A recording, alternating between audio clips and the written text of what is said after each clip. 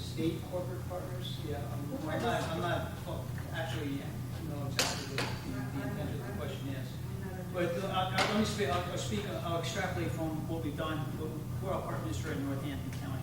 Obviously, the federal government is a partner through the state. A lot of the funding we get would be Graysdale Nursing Home, monies that we can use for our bridges in some respects come through the state. The state itself will add money and revenue as a partner to support various programmings that the legislature approves in various ways, whether it be children and youth. We have a $360 million budget. About $185 million of that is directly monies that pass through from the federal and state government to support most of the human services programs that we have in the county overall. In addition to that, then we have a number of I'll call it charitable organizations that complement what the county is trying to do. Fundamentally, the work of the county, we're service provider. That's what we exist for. We provide a service. And the number of partners that we depend on, I believe the number, it could be up to 400 volunteer organizations that donate their time and energy and support, whether it be for our children that are struggling, children's homes that need service to drug and alcohol providers. We have 400 volunteers that come into the prison, provide support for the inmates in various levels, everything from whether it be a pastor for counseling types of things, or just to visit and help teach some of the skills going forward. We have a number of community organizations that also partner with the county. But ultimately, we partner with our local municipalities as a partner to extend down. We have communities that make up Northampton County, and they're dependent on the county to be able to do their job and support them in their efforts and initiatives going forward. Well, the only thing that I'd be aware of in my community would be Chamber of Commerce, working with government in my community. I'm going to pass on that question, but I'd like to use the time to amplify the answer on the question that was asked about what we could do to help taxpayers. I would point out that government is horribly inefficient, and we need to not have the government do anything that it really necessarily has to do. Secure people's rights and provide a minimum amount of genuinely public goods like the roads. A couple weeks ago, I was asked to participate in a debate, a real Oxford style debate. The proposition was resolved that libertarian economic policy provides for an adequate social safety net. And I took the affirmative side of that, and it does. But in the process of doing that, I did some research, and I discovered the shocking fact that for government welfare, only 12% of the taxpayers' dollars actually get to the recipients. That's awful. In private charity, it's 70% of the donated dollars get to the actual recipients. So, my goodness, in spite of the fact that the government's confiscating 31% of all our income, there's still $358 billion of private donations every year. Now, with that difference in the efficiency, that $358 billion is the equivalent of over $1 trillion of government welfare.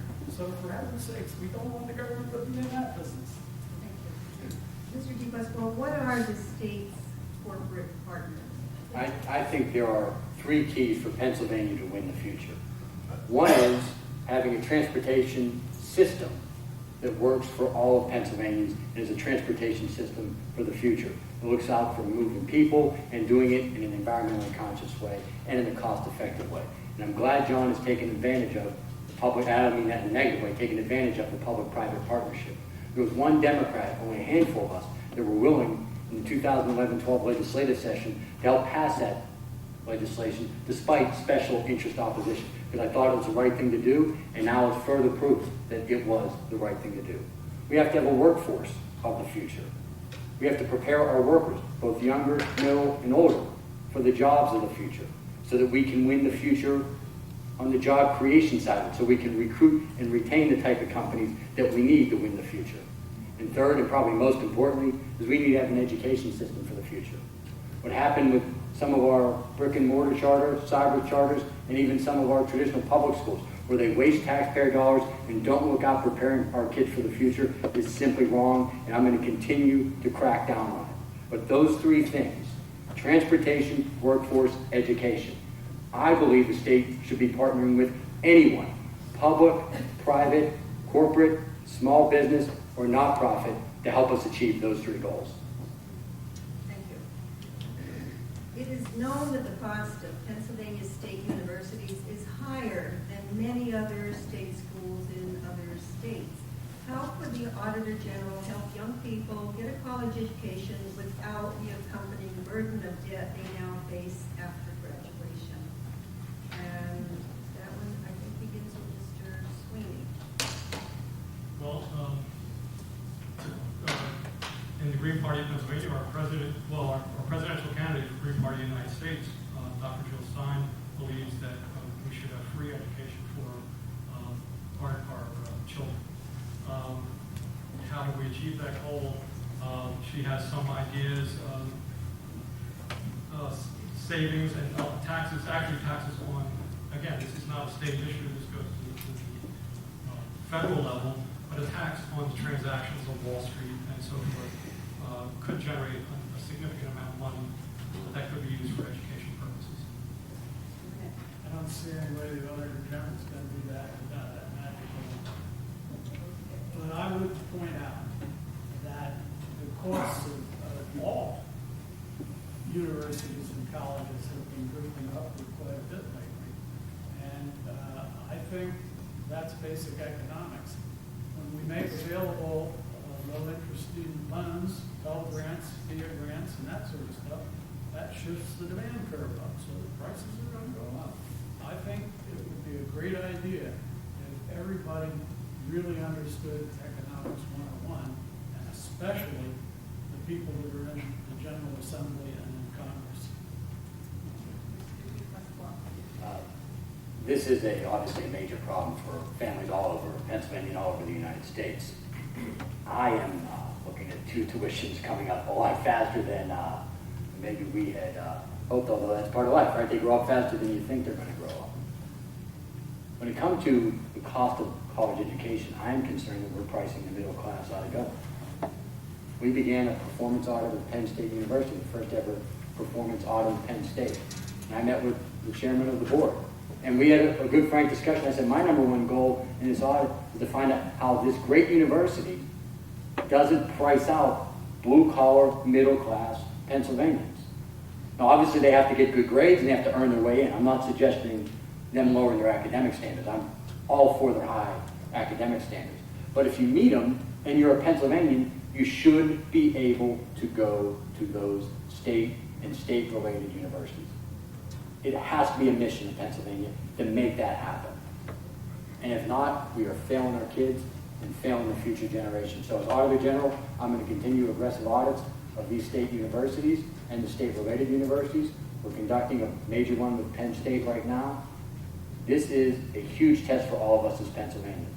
How can we find it acceptable that our tax dollars are going to universities and our own kids can't afford to go there, even when they meet the admission standards?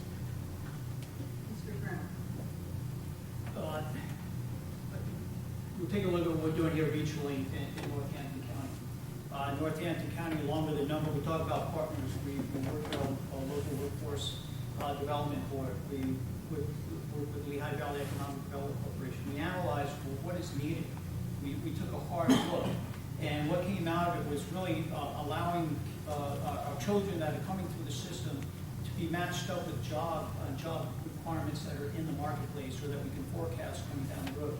This facility where you are, Northampton Community College, is an excellent example.